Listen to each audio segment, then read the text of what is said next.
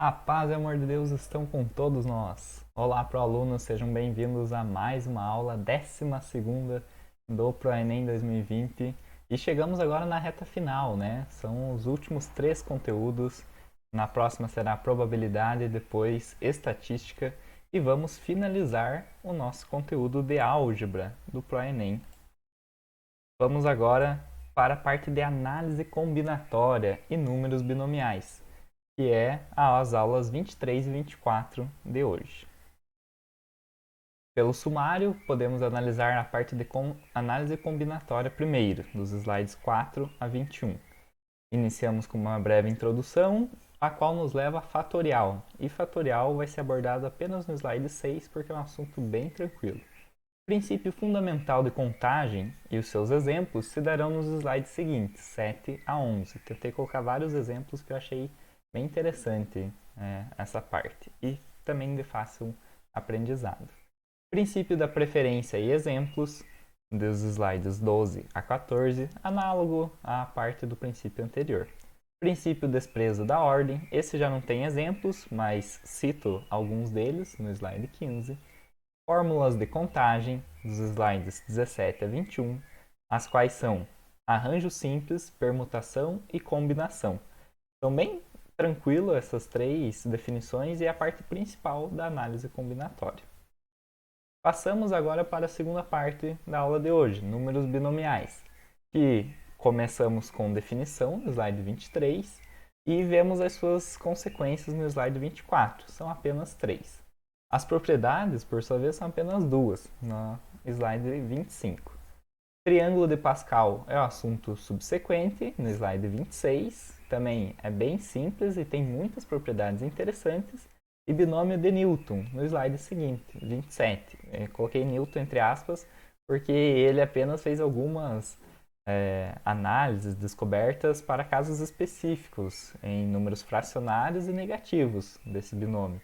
E não foi ele quem descobriu, muito menos criou, que ele viveu no século XVI e o binômio já tinha sido usado e calculado no século XII, bastante, né, na sua forma. Inclusive, antes disso, no século 300 a.C., ano 300 a.C., já tinha sido formulado e gerado algumas ideias sobre o assunto. É bem interessante também essa parte e muito usual na parte de polinômios, do formato a mais b elevado a x. Elevado a n, né, no caso, um número qualquer. Slides 28 a 30 teremos alguns exercícios. São bem poucos e um tanto quanto reflexivos, subjetivos, digamos assim, mas daria com eles apenas para fixar bem o conteúdo. Na sequência temos o gabarito e no final a parte das referências, agradecimento, contato e link de devolutiva, que se for possível vocês puderem preencher para que a equipe da diretoria possa analisar quem está frequentando e comparecendo às aulas virtuais. Começamos então com a análise combinatória. É a quantidade de possibilidades de ocorrer um evento. Então, analisamos qualquer situação, qualquer evento e vemos quantas vezes é possível acontecer determinada situação. Temos uma análise dessa situação. Não precisamos descrever todas elas, apenas contá-las. Então, às vezes a gente pensa, vamos ter que ir detalhe por detalhe, o que acontece em todas as situações. Nem sempre. Nesse caso de análise, apenas precisamos dizer quantas são, né? Contá-las. Vamos ver por aqui um caso de um deslocamento dentro de uma cidade, como por exemplo da sua casa à escola, ou à universidade, ao hospital, ao mercado. Trace 2 pontos dentro de uma coordenada, um mapa qualquer. Como por exemplo ali na célula B1, né, uma casa rosa, bem no canto inferior esquerdo. Agora, e lá na direita superior, uma casinha azul, não sei o que significaria aqueles 2 pontos. Tem vários caminhos para percorrer, de uma a outra, mas não precisamos saber quais são, não precisamos detalhar, né? Colocar com o dedinho ali, com um lápis, riscar. e mostrar, ó, dá para ir por aqui, por ali, por lá. Na cidade é comum termos atenção às ruas, né? Porque algumas são contramão, então precisamos nos ater ao sentido adequado em caso de veículos. E aqui a nossa análise, nosso objetivo é apenas contar quantas possibilidades temos, né? Descrever a quantidade, descrever não, né? Simplesmente enumerar a quantidade de caminhos possíveis. Vejamos agora fatorial, que é um conceito novo a princípio. Muitos podem ter visto agora no ensino médio, o qual é abordado pela primeira vez, e aqui no ProEnem não é diferente. Vemos que, pela definição, n fatorial é o produto entre todos os números naturais de n e os seus menores, até 1. Visto que esse produto pode ser escrito conforme esse símbolo, que é o chamado produtório, também apresentado aqui, acredito, pela primeira vez com sua definição, que é a mesma de fatorial. Então, produtório e fatorial se permeiam, são praticamente a mesma coisa, são dois símbolos para a mesma situação. A diferença é que o produtório é mais genérico, né? Você pode colocar quaisquer índices embaixo e em cima dele, né? Aquele i igual a 1, no caso, é onde começa a multiplicação, e o i igual a n é onde termina. Enquanto que o fatorial sempre vai ser dos números iguais a n e até o final, até o 1.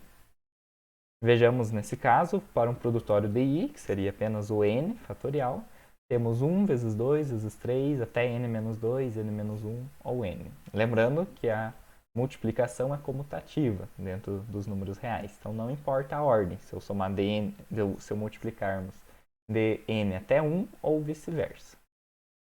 Salienta-se que 0 fatorial vale 1. É uma informação extremamente importante, muito útil e aplicada, que foi identificada com o passar do tempo, né? Foi realizado cálculos, verificou-se que 0 fatorial era 1. Agora passamos para o princípio fundamental da contagem, também chamado de PFC. É muito interessante porque isso é meio que intuitivo, é um processo que a gente faz naturalmente e agora vamos descrevê-lo matematicamente. Pensemos em eventos que possuem várias etapas sucessivas, ou seja, uma seguida da outra, e independentes, que não têm relação entre si, uma com a outra. Pode ser jogar dados várias vezes, pode ser várias outras coisas, como por exemplo, vamos ver a seguir, né, alguns exemplos. Multiplica-se as possibilidades de cada etapa. Então, cada tracinho desse, que eu digitei underline aqui para escrevê-los, seria a quantidade de possibilidades que eu tenho em cada evento. No primeiro eu posso colocar 5, 10, por exemplo, um dado, né? 6 alternativas, ou um número, pode ser de 0 a 9, então temos 10 possibilidades, uma letra, 26 no alfabeto grego. E aqui temos N eventos, então para cada evento eu vou ter um tracinho desse, por isso que eu coloquei N vezes. Desculpa, o colchete não ficou muito bom, fiz a mão, né? A livre. E vejamos bem que quando descrevemos a quantidade, né, a possibilidade de cada etapa, a relação final global é o produto entre elas. Então seria o PFC, pelo princípio fundamental da contagem, a possibilidade de se acontecer, a quantidade de possibilidades disso é o produto de todas essas possibilidades. Agora vamos analisar um exemplo que a gente vai fazer uma refeição qualquer, de tarde, de noite, de manhã, uma comida, algo sustentável, um carro-chefe, uma bebida para acompanhar e algum complemento qualquer. Nesse caso, pelas nomenclaturas, chamei de lanche ali e já determinei que vai ser um x-salada. Peguei a imagem do Google, já foi escolhido ali um único sanduíche, já está pronto, é aquele ali, não temos para onde fugir. E a bebida temos 3 opções. Geralmente, se for de pacotinho, né, é roxo, vermelho e amarelo. Agora, se for natural, já dá para pensar se é de uva, morango, acerola, limão. No caso aqui não tem verde, né? Abacaxi, sei lá. E um docinho para ficar legal. Pode ser uma bala, um bombom, sei lá, qualquer coisa. Temos 3 opções para beber e 2 de doce. Analisamos a resolução. São 3 eventos separados. Um é comida, outra bebida, outro é complemento. Primeiro, então por isso são 3 etapas independentes. Primeiro, colocamos os underlines, né? Os espacinhos, um para cada um. Depois, viemos com as possibilidades. Uma para x-salada, que é a nossa única opção de carro-chefe, de refeição principal. E depois com o suco, que são 3 alternativas, 3 opções de bebida. Depois o complemento, 2 tipos de doce, bala e bombom, por exemplo. Vemos nesse caso que a ordem não altera. Se eu primeiro começasse calculando pelo doce, depois pelo suco, depois pelo x-salada, ia multiplicar os 3 e ia continuar dando 6 alternativas. Nesse caso, temos como resposta 6 opções de lanche. No total, né? 6 alternativas, 6 combinações. Passamos agora para roupas, de modo análogo. É a mesma coisa em maior quantidade. Não achei aqui outras imagens com calçados, né? Que eu acho que é mais comum a gente ter mais calçados do que chapéus. Enfim, do problema aqui não importa muito para nossas vidas. Vamos analisar como que vamos nos vestir, nos arrumar, considerando que a gente sempre coloca uma roupa embaixo, uma em cima e um complemento, que poderia ser calçado ou chapéu. Nesse caso, vamos considerar a mesma coisa, que chapéu e calçado é apenas um item, né? Que eu não achei imagem e também não quis escrever chapéu ali, que não acho que faz parte da nossa realidade, né? Tão presente.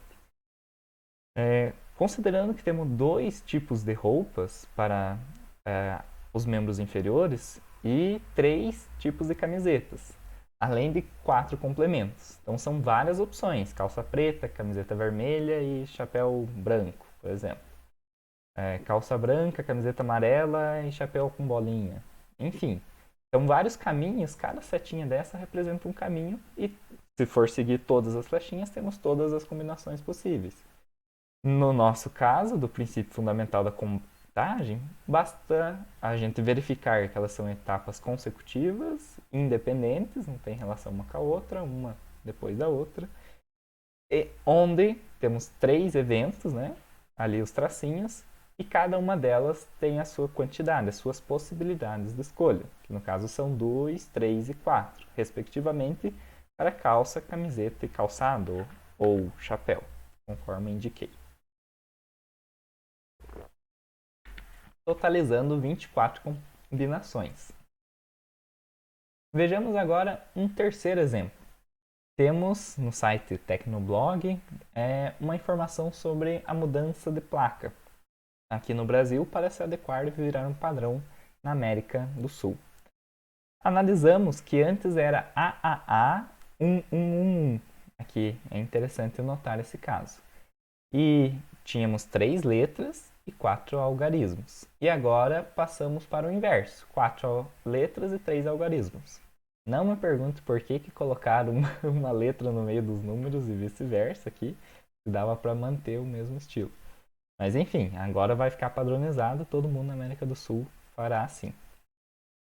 E para isso, pede-se, através desse exercício exemplo, a diferença de possibilidades entre os dois, em termos de quantidade, né? Então vamos calcular a probabilidade de um e a probabilidade do outro, através do princípio fundamental da contagem.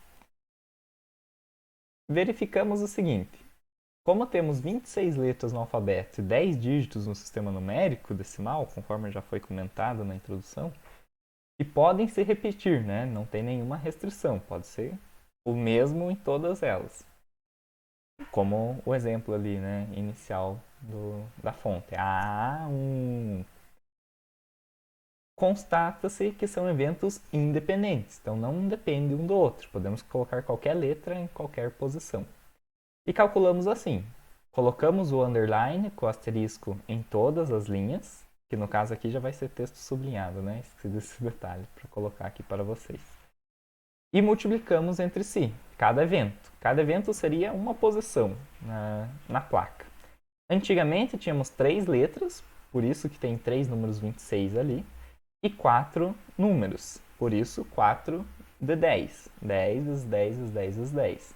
Para o modo que vai ser atualizado, né, já tem algumas placas em circulação, já está valendo esse modelo, são 4 letras, independente da posição. Vejamos que eu coloquei na ordem ali, né? E tem um número no meio das 4 letras, mas o resultado vai ser o mesmo, visto que é um produto entre eles e a multiplicação é comutativa.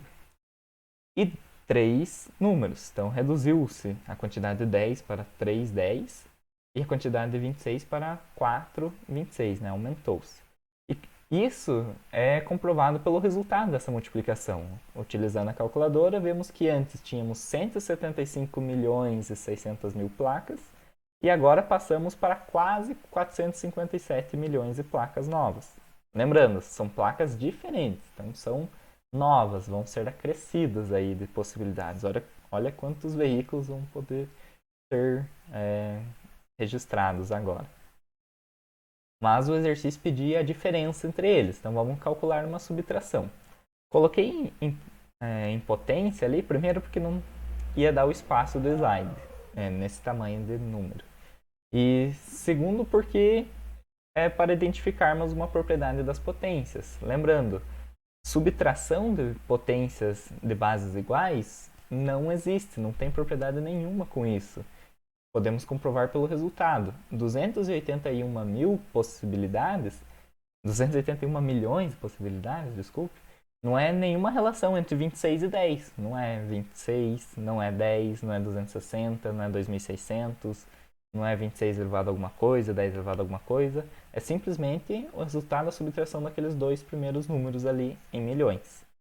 Então não confunda, não vai diminuir o expoente, não vai reduzir ali a potência de 4 para 3 no 26, aumentar, né? Ficar negativo do 10 ao cubo para o 10 à quarta, nada disso. Apenas tem que calcular os números separados, como fizemos à esquerda, e depois subtraí-los.